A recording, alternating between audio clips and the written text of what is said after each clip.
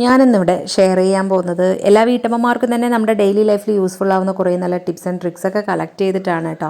കുറേ സമയമൊക്കെ നിന്ന് കഷ്ടപ്പെട്ട് ചെയ്യുന്ന ജോലികളൊക്കെ സിമ്പിളായിട്ടുള്ള ടിപ്സൊക്കെ യൂസ് ആക്കി കഴിഞ്ഞാൽ നമുക്കത് പെട്ടെന്ന് ചെയ്ത് തീർക്കാനായിട്ട് സാധിക്കും. അങ്ങനെയുള്ള കുറേ നല്ല ടിപ്സാണ് ഇന്നത്തെ വീഡിയോയിൽ ഞാൻ ഉൾപ്പെടുത്തിയിരിക്കുന്നത് കേട്ടോ. അപ്പോൾ ഇനി നമുക്ക് നേരെ വീഡിയോയിലോട്ട് പോവാം. അപ്പോൾ ആദ്യത്തെ ടിപ്സ് എന്താണെന്ന് വെച്ചാൽ ഇതുപോലെ പാൻറ്റ്, അതുപോലെ തന്നെ നമ്മൾ പാവാടയുടെ വള്ളിയൊക്കെ ഉണ്ടാവുമല്ലോ, നമ്മളത് കെട്ടുമ്പോൾ നമ്മളിതുപോലെ ടൈറ്റായി കെട്ടുന്നതിനേക്കാളും നമുക്കത് സിമ്പിളായിട്ട് കെട്ടാനും അതുപോലെ തന്നെ പെട്ടെന്ന് തന്നെ നമുക്കത് അഴിച്ചെടുക്കാനും, ചിലത് ഇങ്ങനെ നേരത്തെ കാണിച്ചതുപോലെ കെട്ടിക്കഴിഞ്ഞാൽ നമ്മൾ വലിച്ചെടുക്കുന്ന സമയത്ത് അതൊന്നും കൂടെ ടൈറ്റ് ആവും. പിന്നെ നമുക്കത് അഴിക്കാൻ പറ്റില്ല. പിന്നെ ആ ഒരു ചരട് നമ്മൾ ചിലപ്പോൾ കട്ട് ചെയ്ത് കളയേണ്ടതായിട്ട് വരും. അപ്പോൾ അതിന് പകരം ഈ വീഡിയോയിൽ കാണുന്നത് പോലെ 2 വള്ളിയുടെ സൈഡും ഇതുപോലെ ഒന്ന് ചുറ്റിച്ച് കൊടുത്തിട്ട് ഇതുപോലെ നമ്മൾ കൈൻ്റെ ഉള്ളിലേക്ക് ഇങ്ങനെ വെച്ച് കൊടുക്കുക കേട്ടോ. എന്നിട്ട് 2 സൈഡിൻ്റെ ആ ഒരു തുമ്പുണ്ടല്ലോ, അത് ഇതുപോലെ ഒന്ന് അപ്പുറത്തും ഇപ്പുറത്തും കൂടെ ഇതുപോലെ ഒന്നിട്ടിട്ട് ഇങ്ങനെ ജസ്റ്റ് വലിച്ചു കഴിഞ്ഞാണ്ടല്ലോ നല്ല ടൈറ്റായി തന്നെ നമുക്ക് ആ ഒരു പാൻറ്റ് അവിടെ നമുക്ക് ടൈറ്റായി നിൽക്കുകയും ചെയ്യും. അതുപോലെ നമുക്കത് ഊരിയെടുക്കണം എന്നുണ്ടെങ്കിൽ അതിൻ്റെ സൈഡത്തെ ആ ഒരു നമ്മൾ 2 ചുറ്റിച്ച് വെച്ചിട്ടുണ്ടല്ലോ, അതിന് ജസ്റ്റ് ഒന്ന് വലിച്ചു കൊടുത്താൽ മതിയാവും കേട്ടോ. അപ്പോൾ ഇതുപോലെ ഒന്നുകൂടെ ഞാൻ കാണിക്കുകയാണ്. ഇതുപോലെ ഒന്ന് ജസ്റ്റ് ചുറ്റിച്ചിട്ട് ഈ ഒരു രീതിയിൽ നമ്മളാക്കി കഴിഞ്ഞാൽ ടൈറ്റായി തന്നെ നമുക്ക് നിൽക്കും. അതുപോലെ നമുക്കത് അഴിക്കണം എന്നുണ്ടെങ്കിലും ഈ ഒരു രീതിയിൽ നമ്മൾ അഴിച്ചാൽ മതിയാവും. കണ്ടില്ലേ, ഇതുപോലെ നമുക്ക് ചെയ്യാനായിട്ട് സാധിക്കും. ഇത് പാൻറ്റിൻ്റെ ആണെന്നുണ്ടെങ്കിലും കുട്ടികളുടെ പാവാടയൊക്കെ ആണെന്നുണ്ടെങ്കിലും ഒക്കെ നമുക്ക് ഇതുപോലെ ഒന്ന് ചെയ്ത് നോക്കാവുന്നതാണ് കേട്ടോ.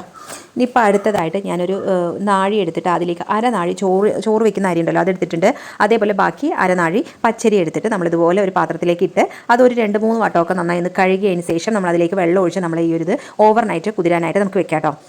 ഇത് കുതിരാനായിട്ട് നമുക്കിതൊന്ന് അവിടെ മൂടി വയ്ക്കാം. ഈ ഒരു ടൈമിൽ നമ്മൾ പരിപ്പും അതുപോലെ തന്നെ കടലപ്പരിപ്പും നമ്മൾ വെള്ളത്തിലിടരുത്. നമ്മൾ അളന്ന് കൃത്യമായിട്ട് നമ്മളൊന്ന് വെക്കണം കേട്ടോ. ഇപ്പോൾ നമ്മൾ അരി ഒരു നാഴിയാണ് നമ്മൾ എടുത്തിരിക്കുന്നത് മൊത്തത്തിൽ. അതേ സെയിം അളവിൽ തന്നെ നമുക്ക് പരിപ്പും അതുപോലെ കടലപ്പരിപ്പും സെയിം അളവിൽ നമ്മൾ അരയാക്കിയിട്ട് അങ്ങനെ ഒരു നാഴിയാക്കി നമുക്ക് എടുക്കാം. അപ്പോൾ മൊത്തത്തിൽ നമ്മൾ ഒരു 2 നാഴിയാണ് എടുത്തിരിക്കുന്നത്. അരിയും ഒരു നാഴി, അതുപോലെ തന്നെ ധാന്യങ്ങൾ ഒരു നാഴി കേട്ടോ. അപ്പോൾ ഇതുപോലെ ആക്കിയിട്ട് നമ്മൾ ഇതിപ്പോൾ തന്നെ കുതിരാനായിട്ട് വെക്കേണ്ട ആവശ്യമില്ല കേട്ടോ. നമ്മൾ ഈ ഒരു അരി അരയ്ക്കുന്ന സമയത്ത് നമ്മളത് വെള്ളമൊഴിച്ച് വെച്ചാൽ മതിയാവും കേട്ടോ.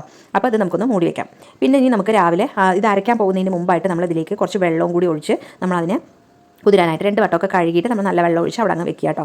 ഈ സമയത്ത് നമുക്ക് നേരത്തെ നമ്മൾ അരി കുതിരാനിട്ടിട്ടുണ്ടായിരുന്നല്ലോ, അത് നമ്മളൊന്ന് അരച്ചെടുക്കണം കേട്ടോ. എന്നിട്ട് ഒരു മിക്സിയുടെ ജാറിലേക്ക് ഇട്ടിട്ട് നമ്മളിതിനൊന്ന് നന്നായി തന്നെ അരച്ചെടുക്കാം. ഇതിലേക്ക് ആവശ്യത്തിനുള്ള ഉപ്പും കൂടെ ചേർത്തിട്ട് നമ്മളിതൊന്ന് അരച്ചെടുത്തിട്ട് വരാം കേട്ടോ. അപ്പോൾ ഈ സമയത്ത് നമ്മളിവിടെ പരിപ്പും നമ്മൾ വെള്ളം ഒഴിച്ച് വെച്ചിട്ടുണ്ട്. ഇനി നമുക്കിത് കൂടാതെ ഒരു ചെറിയ പീസ് ഇഞ്ചിയും അതുപോലെ എരിവിന് ആവശ്യത്തിനുള്ള പച്ചമുളക്, കുറച്ച് ചെറിയുള്ളി, അതുപോലെ തന്നെ മല്ലിയില, കറിവേപ്പില, ഇതൊക്കെ നമുക്ക് ആവശ്യമുണ്ട് കേട്ടോ. അപ്പോൾ അതാ നമ്മൾ അരച്ചതിന് ഒരു പാത്രത്തിലേക്ക് നമ്മൾ ഒഴിച്ച് വെച്ചിട്ടുണ്ട്. ഇനി ഒരു ചെറിയ കഷ്ണം ഇഞ്ചിയും എരിവിന് ആവശ്യത്തിന് ഒരു 3 പച്ചമുളകും കൂടെ ഞാനിതിലേക്ക് ചേർത്ത് കൊടുക്കുന്നുണ്ട്. പിന്നെ അതേപോലെ തന്നെ ചെറിയുള്ളിയും കൂടെ നമ്മൾ ഒരു മിക്സിയുടെ ഒരു കുഞ്ഞ് ജാറിലാണ് ചേർത്ത് കൊടുക്കുന്നത്. അത് നമ്മളത് ജസ്റ്റ് ഒന്ന് ക്രഷ് ചെയ്തെടുക്കേണ്ട ആവശ്യം മാത്രമേ നമുക്കുള്ളൂ കേട്ടോ. നല്ല ഫൈൻ പേസ്റ്റ് ആയിട്ട് അരയ്ക്കണം എന്നില്ല.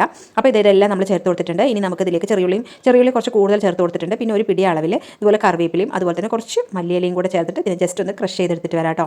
ഇതിപ്പോൾ നമ്മൾ ഒന്ന് അരച്ചിട്ടുണ്ട്, ഒന്ന് ക്രഷ് ചെയ്തെടുത്തിട്ടുണ്ട്. അതിനെ നമുക്ക് ഈ ഒരു മാവിലേക്ക് നമ്മൾ അരച്ച് വെച്ചിരിക്കുന്ന ആ മാവിലേക്ക് നമുക്ക് ഇതൊന്ന് ഇട്ട് കൊടുക്കാം. ഇതിട്ട് കൊടുത്തതിന് ശേഷം ആ സെയിം ജാറിൽ തന്നെ നമ്മൾ പരിപ്പ് വെള്ളത്തിലിട്ട് വെച്ചിട്ടുണ്ടായിരുന്നല്ലോ, അത് നമ്മൾ ഇതിപ്പോൾ ഫുള്ളായി ഇതിലിട്ട് അരയ്ക്കേണ്ട, പകുതിയായിട്ട് 2 പ്രാവശ്യമായിട്ട് ഞാൻ ഇതിനൊന്ന് അരച്ചെടുക്കുന്നുണ്ട്. നന്നായി അരയ്ക്കേണ്ട, ഒന്ന് ക്രഷ് ചെയ്തെടുത്താൽ മതി. ആ പരിപ്പൊക്കെ ഈ ഒരു രീതിയിൽ തന്നെ കിട്ടുന്ന രീതിയിൽ നമ്മൾ ആക്കിയെടുത്തിട്ട് അതും ഈ ഒരു രീതിയിൽ നമ്മൾ ഇതിലേക്ക് ഇട്ട് കൊടുക്കുന്നുണ്ട്. ബാക്കിയുള്ളതും കൂടെ നമ്മൾ ഇതുപോലെ ഒന്ന് അരച്ചെടുത്തിട്ട് വരാം കേട്ടോ.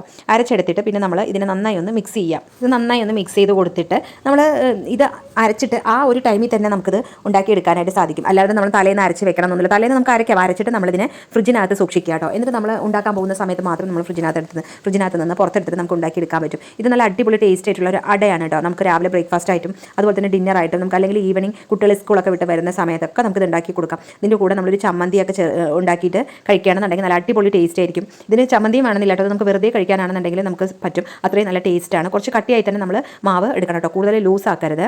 ഇനി നമ്മളിത് ഒരു ദോശ കല്ലടുപ്പത്ത് വെച്ചിട്ട് അതിലേക്ക് നമ്മളിത് ഇതുപോലെ ഒന്ന് ഒഴിച്ചിട്ട് എല്ലായിടത്തും നമ്മൾ ഇതുപോലെ ഒന്ന് ചുറ്റിച്ച് കൊടുക്കുക. ഒരുപാട് വലുതാക്കേണ്ട, കുറച്ച് കട്ടിയായി തന്നെ ഇരുന്നോട്ടെ കേട്ടോ. പിന്നെ നമ്മളിത് ഉണ്ടാക്കുമ്പോൾ ഫ്ലെയിം കൂട്ടി കൊടുക്കരുത്. അപ്പോൾ നമ്മളിത് പെട്ടെന്ന് കരിഞ്ഞു പോകാനൊക്കെ സാധ്യതയുണ്ട്. നമ്മൾ മീഡിയം ടു ലോ ഫ്ലെയിമിൽ വെച്ചിട്ട് വേണം നമ്മളത് ഉണ്ടാക്കിയെടുക്കാനായിട്ട്. പിന്നെ നമ്മളിതിലേക്ക് വെളിച്ചെണ്ണയോ ഓയിലൊന്നും ചേർക്കരുത്. പകരം നമ്മൾ നല്ലെണ്ണ തന്നെ നമ്മളിതിലേക്ക് ഒഴിക്കാനായിട്ട് ശ്രദ്ധിക്കുക കേട്ടോ. നല്ലെണ്ണ ഒഴിച്ച് കഴിഞ്ഞാൽ ഇതിന് നല്ലൊരു മണമായിരിക്കും, അതുപോലെ തന്നെ നല്ലൊരു ടേസ്റ്റും ആയിരിക്കും കേട്ടോ. ഇങ്ങനെ ഒരു അപ്പം ഉണ്ടാക്കണമെന്നുണ്ടെങ്കിൽ കുട്ടികൾക്ക് ലഞ്ച് ബോക്സിൽ നമുക്ക് ആക്കി കൊടുക്കാം. നമ്മൾ ഒന്നിനെ 4 ആക്കി മുറിച്ചിട്ട് നമുക്ക് കട്ട് ചെയ്തെടുത്തിട്ട് നമുക്ക് ഉണ്ടാക്കി കൊടുക്കാവുന്നതാണ്. അപ്പോൾ ഈ ഒരു അപ്പം നമ്മൾ തിരിച്ചിട്ട് അതിൽ പുറത്തും നമ്മളിതുപോലെ നല്ലെണ്ണ ചേർത്ത് കൊടുത്തിട്ടുണ്ട് കേട്ടോ. അപ്പോൾ നിങ്ങൾ ഇതുപോലൊരു അപ്പം ഒന്ന് ഉണ്ടാക്കി നോക്കുക. നല്ല അടിപൊളി ടേസ്റ്റാണ്. നോർമലായിട്ടുള്ള ദോശയോ അപ്പമൊക്കെ കഴിച്ച് മടുത്തുവെങ്കിൽ ഇതുപോലെ ഒന്ന് ട്രൈ ചെയ്ത് നോക്കുക കേട്ടോ. പിന്നെ അടുത്തതായിട്ട് നമ്മൾ തമ്പനയിൽ കണ്ടതുപോലെ തന്നെ വെള്ള കുപ്പി യൂസ് ചെയ്തിട്ടുള്ള ടിപ്പാണ്. ഇതിപ്പോൾ നമ്മൾ ജ്യൂസൊക്കെ വാങ്ങുമ്പോൾ കിട്ടുന്ന കുപ്പികളൊക്കെ നമ്മുടെ വീട്ടിൽ ഇഷ്ടം പോലെ ഉണ്ടാവും. അപ്പോൾ നമ്മൾ അതിന്ന് ഒരുപാട് വലുത് വേണ്ട, ഇതുപോലെ ചെറിയ അളവിൽ നമ്മളൊരു 1/2 ലിറ്ററിൻ്റെ കുപ്പി ഉണ്ടല്ലോ, അതാണ് ഞാൻ എടുത്തിരിക്കുന്നത് കേട്ടോ. അപ്പോൾ 2 എണ്ണം എടുത്തിട്ടുണ്ട്. അതിൻ്റെ മുകളിലുള്ള കവറെല്ലാം തന്നെ ഒന്ന് കട്ട് ചെയ്തെടുത്തതിന് ശേഷം ഞാൻ ഈ കുപ്പി കാണിക്കുന്ന സമയത്തുണ്ടല്ലോ ഒരു പൂച്ച വന്ന് നിൽക്കുക കേട്ടോ. അപ്പോൾ ഞാൻ ജസ്റ്റ് അത് വീഡിയോ എടുത്തു എന്ന് മാത്രം. അപ്പോൾ അതായത് ഞാനിത് ഈ ഒരു 2 കുപ്പി എടുത്തിട്ടുണ്ട്. അതിൻ്റെ ഈ ഒരു അടിവശം ഉണ്ടല്ലോ, ഈ കാണുന്ന ഭാഗം നമ്മളൊന്ന് കട്ട് ചെയ്തെടുക്കണം കേട്ടോ. അപ്പോൾ ഈ 2 കുപ്പിയുടെയും ആ ഒരു പോർഷൻ നമുക്ക് കട്ട് ചെയ്തെടുത്തിട്ട് വരാം. ഇതുപോലെ നമ്മളതൊന്ന് കട്ട് ചെയ്തെടുക്കുന്നുണ്ട് കേട്ടോ. നമ്മൾ കത്രിക യൂസ് ചെയ്ത് ജസ്റ്റ് ഒന്ന് കത്തി ചൂടാക്കിയിട്ട് ഒരു പോർഷൻ കട്ട് ചെയ്തതിന് ശേഷം നമ്മളൊരു കത്രിക യൂസ് ചെയ്ത് നമുക്ക് കട്ട് ചെയ്യാവുന്നതേ ഉള്ളൂ കേട്ടോ.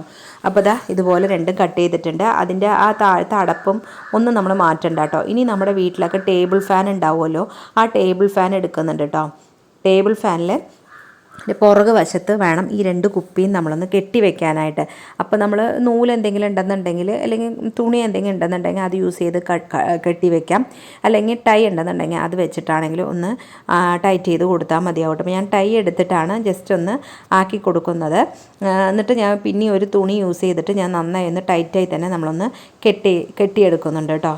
അപ്പോൾ നമ്മളിതിലേക്ക് കുറച്ച് വെള്ളം, ഐസ് ക്യൂബൊക്കെ നമ്മൾ ഇടുന്നുണ്ട്. അപ്പോൾ ആ ഇടുന്ന സമയത്ത് ആ വെയിറ്റ് താങ്ങാതെ ചിലപ്പോൾ വീണ് പോകാൻ സാധ്യതയുണ്ട്. അപ്പോൾ അത് കാരണം നമ്മളങ്ങനെ ഒന്നുകൂടെ കെട്ടിക്കൊടുക്കുകയാണ് കേട്ടോ. അപ്പോൾ ഇത് ശരിക്കും നമ്മുടെ ആ തുറന്ന ഭാഗം മുകളിലേക്കായിട്ട് വരുന്ന രീതിയിൽ വേണം നമ്മളിത് കുപ്പി വെച്ച് കൊടുക്കാനായിട്ട് കേട്ടോ. അപ്പോൾ നിങ്ങൾ എൻ്റെ ചാനൽ ആദ്യമായി കാണുന്ന കൂട്ടുകാരാണെങ്കിൽ, സബ്സ്ക്രൈബ് ചെയ്യാതെ കാണുന്ന കൂട്ടുകാരുണ്ടെങ്കിൽ ഒന്ന് സബ്സ്ക്രൈബ് ചെയ്ത് സപ്പോർട്ട് ചെയ്യണേ. അതേപോലെ തന്നെ അതിൻ്റെ തൊട്ടടുത്ത് കാണുന്ന ബെല്ലൈക്കണിൽ ഓൾ എന്ന ബട്ടൺ കൂടി എനേബിൾ ചെയ്താൽ മാത്രമേ ഞാനിടുന്ന വീഡിയോസിൻ്റെ നോട്ടിഫിക്കേഷനൊക്കെ നിങ്ങൾക്ക് കൃത്യമായിട്ട് കിട്ടുകയുള്ളൂ കേട്ടോ. അപ്പോൾ ഞാനിവിടെ എന്താ ചെയ്യാൻ പോകുന്നത് വെച്ചാൽ, ഇപ്പോൾ അത്യാവശ്യം നമ്മുടെ നാട്ടിൽ നല്ല പോലെ തന്നെ ചൂട് സ്റ്റാർട്ട് ചെയ്തിട്ടുണ്ട്.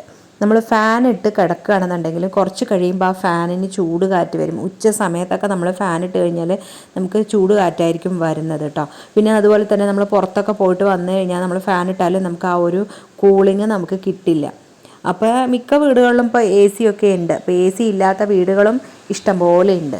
അപ്പോൾ നമുക്ക് AC ഇല്ല എന്നുണ്ടെങ്കിൽ നമ്മൾ ഈ ഒരു രീതിയിൽ നമ്മൾ ചെയ്ത് കഴിഞ്ഞാൽ നമുക്ക് ഫാൻ ഇട്ടാൽ മാത്രം മതി കേട്ടോ. നല്ല കൂളിങ് നമുക്ക് ആ റൂമിനകത്ത് ഫുള്ളായി തന്നെ നമുക്ക് കിട്ടും. ഇപ്പോൾ അതായത് നമ്മൾ ഈ വീഡിയോയിൽ ഇപ്പോൾ 2 ഭാഗത്തും ഇതുപോലെ ഒന്ന് കുപ്പി വെച്ച് കൊടുത്തിട്ടുണ്ട് കേട്ടോ.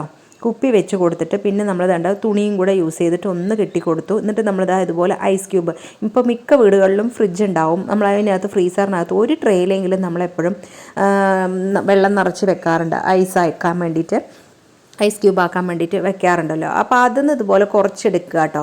പിന്നെ ഞാനിതിലൊന്നും ഒരു കാര്യം പറയാൻ വിട്ടുപോയതാണ്. ഈ കുപ്പിയുടെ മോൾ ഭാഗത്തായിട്ട് നമ്മൾ കട്ട് ചെയ്തതിൻ്റെ അപ്പുറത്തെ ഒരു ഭാഗത്ത് ഒരു 4-5 ഹോള് നമ്മൾ ആണി എന്തെങ്കിലും ഒന്ന് ജസ്റ്റ് ചൂടാക്കിയിട്ട് നമ്മളൊന്ന് ഇങ്ങനെ കുത്തി കൊടുക്കുക കേട്ടോ. ഒരു ഹോള് നമ്മൾ ഉണ്ടാക്കണം. എനിക്കത് പറയാൻ വിട്ടുപോയതാണ് കേട്ടോ. എന്നിട്ട് നമ്മൾ ഈ ഐസ് ക്യൂബ് ഇട്ടിട്ട് നമ്മളിതുപോലെ ഫാൻ ഒന്ന് ഓണാക്കി കൊടുത്തു കഴിഞ്ഞാലുണ്ടല്ലോ, അല്ല എന്നുണ്ടെങ്കിൽ ഇതുപോലെ പിന്നെ എന്തെങ്കിലും ഉണ്ടെന്നുണ്ടെങ്കിൽ അത് ജസ്റ്റ് ഇതുപോലെ ഒന്ന് കുത്തി കൊടുത്താലും മതിയാവും കേട്ടോ. ശരിക്കും ഞാൻ അതിൻ്റെ സൈഡിൽ ഒരു 3 ഹോള് ഞാൻ ആക്കിയിട്ടുണ്ടായിരുന്നു. അത് ഞാൻ വീഡിയോയിൽ പറയാൻ വിട്ടുപോയതാണ് കേട്ടോ. അതിൻ്റെ മേലേക്ക് ആയിട്ട് നമ്മൾ ഐസ് ക്യൂബ് വെക്കരുത് കേട്ടോ.